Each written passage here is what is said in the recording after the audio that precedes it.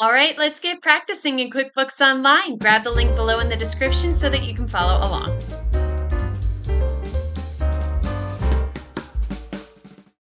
All right, so here we are in the QBO gym, and the QBO gym is really a place where there's just numerous exercises that help simulate real life scenarios that you may encounter as a bookkeeper. Every single month, we come out with a new set of exercises for you to practice and complete, and we break it down for you into 4 different sections. So today we are going to be working in the May warm-ups section. At the top here is a video that talks about what's going on in Craig's world this month. He is our fictitious business owner. Further down is an interactive quiz that talks about what you just learned in the video. And then all the way at the bottom are all of the exercises within that section. So today we are going to practice adding expenses. We are going to be working in the sample company. This is where we always work. If you are not sure how to get into the sample company or get your own free QBOA account, just go ahead and click on the link below in the description. So our scenario today is that the first thing you do when you sit down to work on Craig's account is check on his income and expenses. He has left you some receipts from Ford Norton Lumber and Tanya's Nursery. So we're going to work on those first. You will need a copy of the receipts that Craig has left you, which you can download under the animated video in the warm-ups section. So let's go back to the gym and get that. If you scroll to the top, here is that animated video, and then further down here underneath it is Craig's receipts. Go ahead and click on that. And you will see here the receipts that you will be needing for this exercise today. One quick note here is that one of the challenges when receiving receipts is knowing which account they are paid out. If you can't tell from the receipt itself, you would have to ask Craig. For these exercises, we'll just assume that you already spoke to him and that he said he used his debit card connected to his checking account to pay for both. So we will not also be working with sales tax in this exercise, but just wanted to let you know what to expect. So let's start with the receipt that says Tanya's. Even though it doesn't say Tanya's Nursery specifically, we can be reasonably assured that it is the same. So you can always ask Craig if you need to double check. And as you can see here, that is that receipt from Tanya's. So to get started, you're going to click on the plus new button and then select expense. Here I am in the sample company. This is the dashboard. If you look over here in the black nav bar, there is a plus new button. Click on that. And then under vendors, you're going to click on expense. And this is what will appear for you. In the payee field, we're going to start typing Tanya's Nursery and click on it when it appears. So go ahead and click into it and start typing in Tanya's. There it is. We're going to verify that this is from the checking account, which it is. So the payment account is selected as checking, so we know we have the correct one selected here. And now you need to decide whether to add the items in the category grid or the items grid. So the difference here is that if Craig wants to track how many he has on hand, which is inventory product, or how many he has purchased over time, which is non-inventory product, they will go in the items grid, and they must be set up in the products and services ahead of time. But because Craig does not track plants individually, they will go in the category grid. So in the category grid, we're going to enter this job expenses, job materials, plants, and soils. And the reason it's so long is this is the original account, a sub account, and then a sub account. So we're going to go ahead and type that in here. If you click into it and you just start typing in, you could start typing in plants and soil. I will see that it is right here because I scrolled down because I knew it was right there. But let's just go ahead and type this in because I want to show you something. Plants and soil. Okay, so you can see that there are 2 accounts here, and there is a little note in the exercise that when you start typing in plants and soil, you get 2 identical looking choices in the dropdown. The first option is an expense account, and the second one is an income account.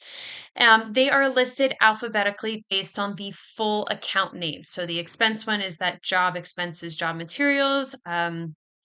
Plants and soil. And then the income one is landscaping services, job materials, plants, and soil. So we know that the first one is going to be the expense account and the one that we want to select. In a real life scenario, you may want to consider changing the names so that you can tell much more easily which is which account. So we're going to go ahead back to this and click on the top one here. And that has been updated for us. We have selected the correct one.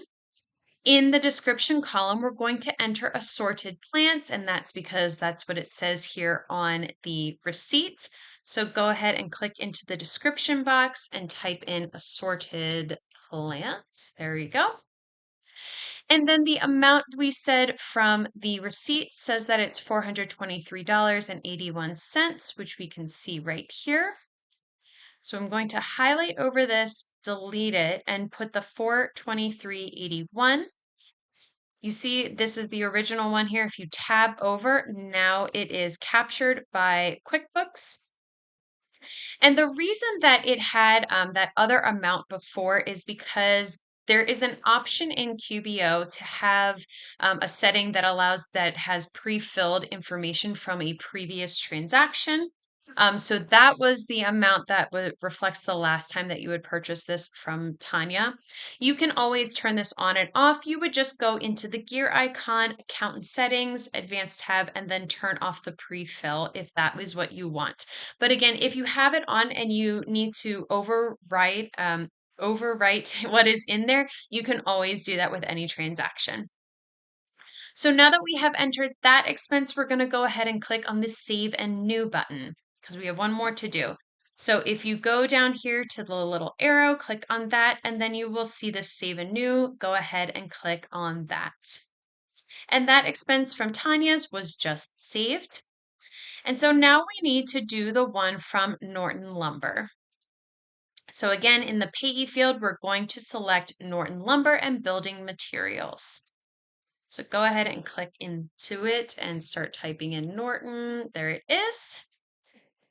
And you will see this little pop-up drawer appear. Now it says right here, bill for $205. And that is just because Craig has a payment, a bill that is due that he needs to pay to Norton. Sorry, I'm tripping over my words. If he had paid this at the same time as the expense, you would go ahead and add it here. But it doesn't appear that from the receipt that he did pay that. There's other things here. So you're not going to add it at this point, but you could always check with him just to confirm. Also, keep in mind that the items that Craig purchased from Norton are things that Craig tracks individually, so they are inventory products. And so for that reason, we're going to be using the items grid, not the category grid this time. So you're going to go ahead and click on the items detail arrow to open up that grid, and then we're going to enter in all the information from the receipt.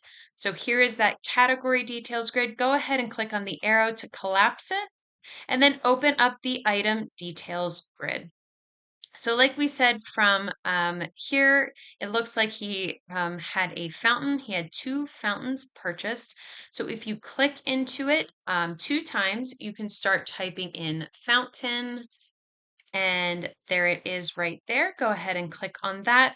And we said that the quantity was 2, so change that to 2 and tab over. You will see that QBO has made the calculation of 2 times 125 for you.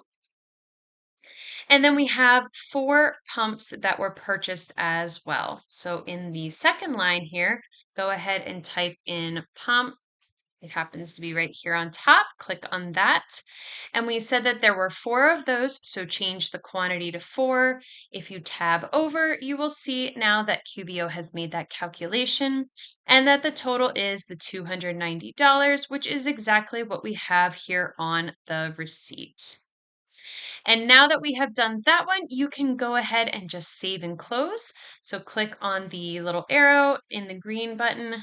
You see the save and close, click on that. And now that expense has been saved from Norton, and that is how you would add some expenses.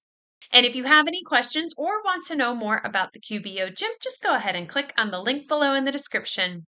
We are going to move through the warm-up section with our next exercise where we talk about a point of sale systems sales summary. And I will see you in the next video.